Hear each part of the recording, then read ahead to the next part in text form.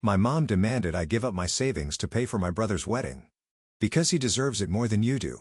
Initially refused, and when she tried to guilt me, I said, fine, I'll do it. At the reception, I prepared a little surprise that she did not see coming. You need to give your brother your savings for his wedding. He deserves it more than you do. My mother's cold words echoed through our family home in Charlotte. I sat there at the kitchen table, my coffee growing cold, staring at her in disbelief, while my father Robert buried his face in his newspaper, avoiding the confrontation as usual. What do you mean? I asked, my voice barely above a whisper. Those are my life savings, Mom. I've worked hard for years to build that up. My name is Madison Walker, and at 30 years old, I never thought I'd be having this conversation. I'm a financial advisor, someone who helps others make smart decisions with their money. The irony wasn't lost on me. Madison, be reasonable, my mother, Deborah, said with that condescending tone she'd perfected over the years. Ethan wants a destination wedding in the Bahamas. His fiancée, Rachel, comes from a respectable family. The Bennetts are known for their extravagant parties. We need to show them we're of the same caliber. I glanced at my father, silently pleading for support, but he just turned another page of his newspaper. He'd always been passive, letting Mom make all the family decisions. It was easier that way, he'd tell me. Kept the peace. Mom, I have over $85,000 saved. That's not just pocket change. It's my future, my security. She waved her hand dismissively. And what are you saving it for? You don't even have a boyfriend, let alone a fiancé. Ethan found someone. He deserves a beautiful wedding. Besides, Thomas and Patricia Bennett are contributing significantly to the celebration. We can't appear less generous. The familiar sting of her words hit hard. It was always the same story. Ethan deserved more, needed more, was worth more. I gripped my coffee mug tighter, my knuckles turning white. I can't believe you're asking this of me, I said, fighting to keep my voice steady. It's not just about the money. It's about respect. Do you ever think about what I deserve? My father finally lowered his newspaper. Deb, maybe we shouldn't, he started, but Mom cut him off with a sharp look. Robert, stay out of this. Madison needs to understand her responsibility to this family. She turned back to me, her face hardening. Don't be selfish, Madison. Family helps family. Or are you too caught up in your own little world to care about your brother's happiness? I felt my throat tighten as tears threatened to spill, but I wouldn't cry. Not here. Not in front of them. I stood up, my chair scraping against the floor. The sound harsh in the tense silence. I need time to think about this, I managed to say, though inside, my thoughts were already racing with something else entirely. Because what my parents didn't know, what no one knew, was that I had recently discovered my mother's devastating secret. A secret that would shatter not just Ethan's perfect wedding, but both the Walker and Bennett families' carefully maintained facades. I left my parents' house that morning and drove straight to work, my mind replaying years of similar incidents. Growing up, Ethan had always been the son our family orbited around. When he wanted to attend private school, my college fund was drained to make it happen. When he crashed his first car, my savings bonds were cashed to buy him a new one. Each time, the justification remained the same. He needs this more than you do, Madison. The favoritism had only intensified since Ethan started dating Rachel Bennett 6 months ago. The Bennetts were old money. The kind of family that hosted charity galas and had buildings named after them. Thomas Bennett, Rachel's father, owned half the real estate developments in Charlotte, while his wife Patricia chaired 3 different philanthropic boards. My mother was desperate to prove we belonged in their social circle. Sitting at my desk at Morgan Stanley, I mindlessly scrolled through client portfolios, unable to focus. The irony wasn't lost on me. Here I was, advising others on protecting financial futures while my own mother wanted me to drain mine dry. You okay? My coworker Nina approached my desk, concern etched on her face. You look like you've seen a ghost. I managed a weak smile. Just family drama.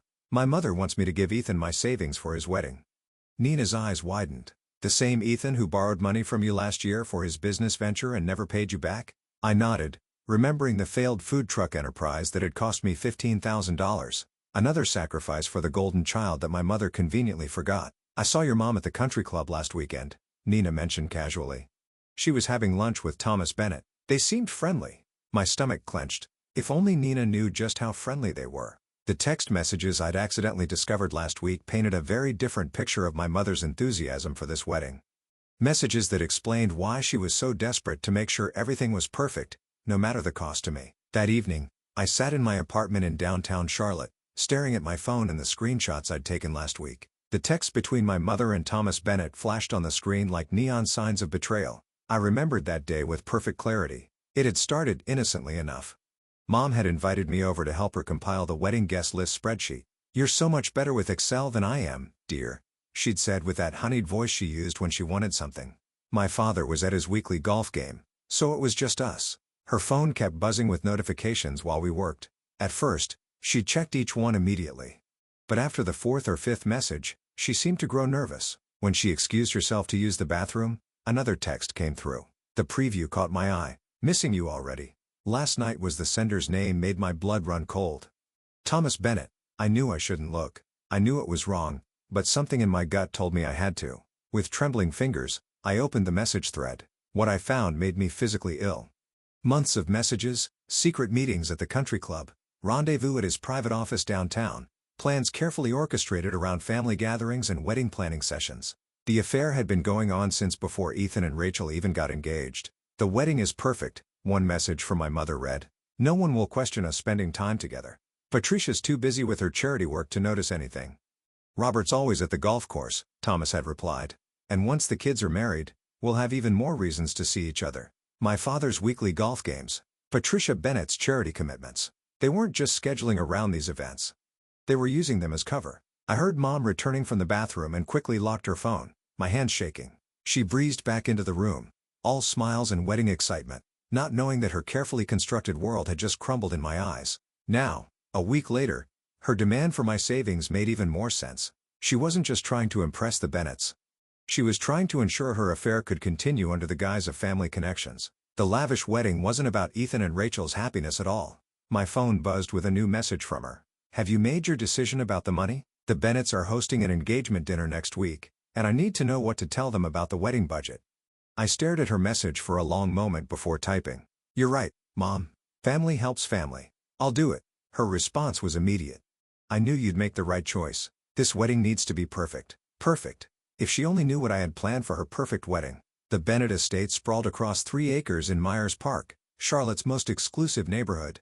As I pulled up to the iron gates for the engagement dinner, my stomach churned with anxiety and determination. I had my checkbook in my purse, not to give them my savings, but to prove a point. The mansion's grand foyer was already filled with guests when I arrived. Crystal chandeliers sparkled overhead while servers weaved through the crowd with champagne. Patricia Bennett stood greeting guests, every inch the perfect society wife in her designer dress, completely unaware of her husband's betrayal. "Madison, darling," my mother's voice carried across the room. She hurried over, wrapped in an expensive new dress I'd never seen before. "I'm so glad you came to your senses about the wedding budget." I forced a smile, noticing Thomas Bennett watching us from across the room. "Actually, Mom, I wanted to discuss that with everyone." Her smile faltered slightly. "Oh, there's no need to bring it up tonight." "I insist," I said, my voice firm. I spotted my father chatting with some guests near the fireplace, looking uncomfortable in his tuxedo. He'd always hated these society events. I waited until everyone had gathered in the dining room. Ethan and Rachel sat at the center of the long table, beaming with happiness. My brother looked especially smug, probably already counting my savings in his head. I stood up, champagne glass in hand. "I'd like to make an announcement about the wedding budget." My mother's face paled. "Madison, this isn't the time." "No, Mom, this is exactly the time." I pulled out my checkbook. "You asked me to contribute my entire life savings, $85,000, to give Ethan and Rachel their dream wedding. You said it was my family duty." The room fell silent. Patricia Bennett raised an eyebrow, while Thomas shifted uncomfortably in his seat. My father finally looked up from his plate, confusion written across his face. "I've thought long and hard about this," I continued, "and I've decided that family does matter. So I'm willing to match whatever amount the Bennetts are contributing, dollar for dollar." The silence turned deafening. Thomas Bennett cleared his throat. "We're contributing $25,000. I wrote out a check for exactly that amount and handed it to Ethan. "There you go, brother. A fair and equal contribution." "But that's not what we discussed," my mother sputtered. Her face flushed with anger and embarrassment. "No, Mom, you discussed taking everything I had without any regard for my future. That's not happening." I turned to face the table. "I love my brother and want him to have a beautiful wedding, but I won't be manipulated or guilted into bankrupting myself." The room erupted in awkward murmurs. Patricia Bennett was watching my mother with newfound interest, while Thomas couldn't meet anyone's eyes. My father actually smiled, the first time I'd seen him do so at one of these events. "Well," Patricia said smoothly, "I think that's a very generous contribution, Madison. Now, shall we discuss the seating arrangements?" But my mother wasn't finished. As the conversation shifted, She grabbed my arm and hissed in my ear. "How dare you embarrass me like this, after everything I've done for you?" I looked her straight in the eye and whispered back, "Trust me, Mom, this isn't the kind of embarrassment you need to worry about at this wedding." The week after the engagement dinner was a whirlwind of wedding preparations and barely concealed tensions. My mother had shifted from guilt-tripping to outright hostility, while Thomas Bennett seemed to be avoiding all family gatherings. My father, surprisingly, had started paying more attention to the family dynamics, perhaps finally noticing the strange undercurrents. I was at the final dress fitting with Rachel, my mother, and Patricia Bennett when everything escalated. The bridal boutique's private salon was filled with mirrors that seemed to reflect not just our images, but all the secrets we carried. "Madison," Patricia said suddenly, catching me alone while the others were busy with Rachel's veil, "I need to ask you something." Her perfectly manicured hands twisted nervously. "Have you noticed anything unusual about your mother and Thomas lately?" My heart stopped. "What do you mean?" "The late-night phone calls. The private meetings about wedding details." "I'm not blind, Madison." Patricia's voice was steady, but her eyes betrayed her pain. "I found receipts from hotels. Thomas says they're business expenses," but before I could respond, my mother swooped in.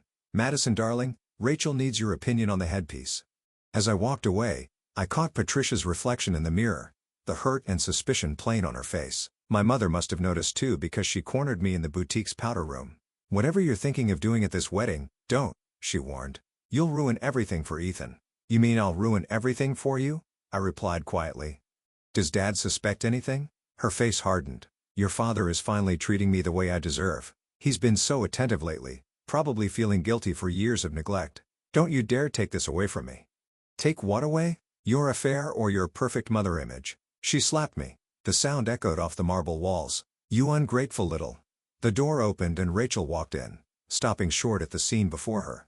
My mother immediately switched to a smile. "Just a little mother-daughter disagreement about the seating chart," she said smoothly. But Rachel's face showed she didn't believe it. After my mother left, she turned to me. "Madison, what's really going on? Dad's been acting strange. Your mom's been impossible to work with. And now this?" I looked at this young woman, about to marry my brother, about to join our web of lies and deceit. She deserved to know the truth, but was it my place to tell her? "Rachel," I started, but she cut me off. "Wait, before you say anything." She pulled out her phone and showed me a text message from her father to my mother. My blood ran cold. It was different from the ones I'd seen, more recent. "I can't go through with this wedding," the message read. "The guilt is killing me. Patricia suspects something, and Robert's been asking questions. We need to end this." Rachel's hands were shaking. "I found this on Dad's iPad last night. Please tell me it's not what I think it is." I looked at her devastated face in the mirror and made a decision. "Rachel, there's something you need to know about our parents." I told Rachel everything in that bridal boutique bathroom. About the messages I'd discovered, the secret meetings, the manipulations. With each word, I watched her wedding dreams crumble in the mirror's reflection.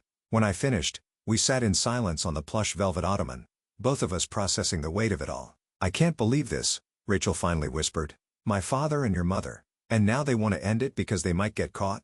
Her hands clenched into fists, crumpling her ivory silk robe. "All this time, I thought Dad was just excited about the wedding, about gaining a new family. Instead, he was using my happiness as a cover story. I'm so sorry, Rachel. I wasn't sure whether to tell you." "No." She cut me off, her voice suddenly stronger. "I'm glad you did. My mom deserves to know. Your dad too." But she paused, a determined look crossing her face. "Not yet. Not like this." I raised an eyebrow. "What do you mean?" Rachel stood up, smoothing her robe with trembling hands. "The wedding is in 3 days. Everyone we know will be there. Family, friends, business associates. If they want to use my wedding as their cover story, then let's use it too. Let's make sure everyone knows exactly what kind of people they are." My heart raced at her words. "Are you sure? This would change everything." Ethan needs to know what kind of mother he's been defending all these years," Rachel said firmly. "And my mom? She spent 25 years building my father's social reputation while he..." She couldn't finish the sentence. Just then, my mother's voice carried through the door. "Girls, is everything all right in there?" Patricia's getting concerned. Rachel and I exchanged looks. She squared her shoulders and opened the door. "Everything's fine," she said with a smile so convincing it scared me. "Madison was just helping me with some last-minute wedding details." My mother's eyes narrowed suspiciously. But before she could respond, Patricia appeared behind her. "Thomas just called," she announced, her voice tight. "He says he needs to discuss some urgent changes to the wedding arrangements. Deborah, he asked if you could join us." I watched my mother's face carefully. A flicker of panic crossed her features before she composed herself. "Of course," she said smoothly. "Anything for the wedding."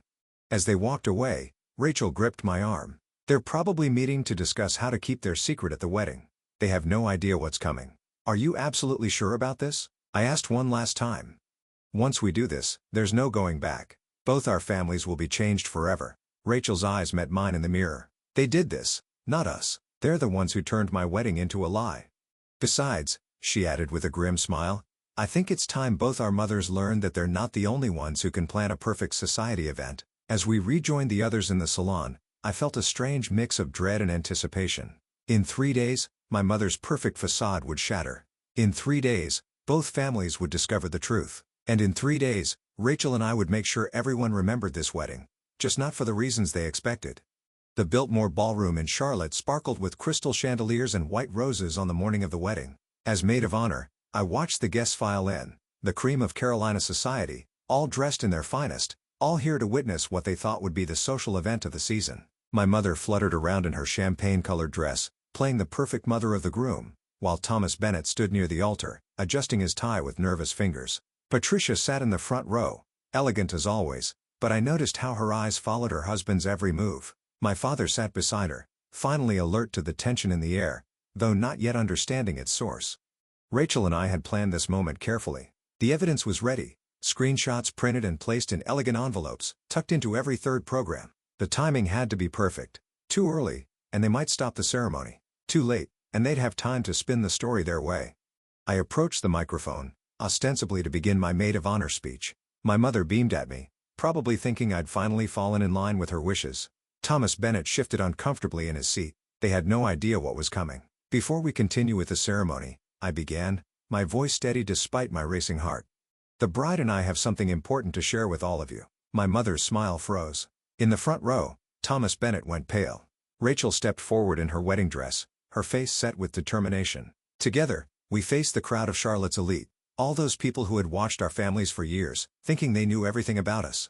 "If you'll all open the envelopes in your programs," I continued, "you'll find some interesting reading material about 2 people in this room who've been using this wedding as a cover for their affair." The rustle of paper filled the ballroom. My mother stood up abruptly, her champagne dress catching the light. "Madison, stop this immediately." But it was too late.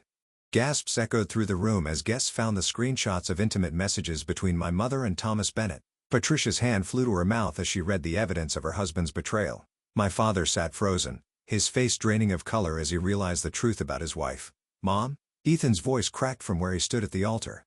"Tell me this isn't true. These messages," Rachel's voice carried across the stunned silence, "show how my father and Ethan's mother used my wedding, my happiness, as an excuse to continue their affair. They planned secret meetings during cake tastings. They arranged private moments during venue tours. They turned what should have been the happiest day of my life into a lie." Thomas Bennett finally found his voice. "Patricia, I can explain." "Explain what?" Patricia's voice was ice. "How you and Deborah made fools of all of us."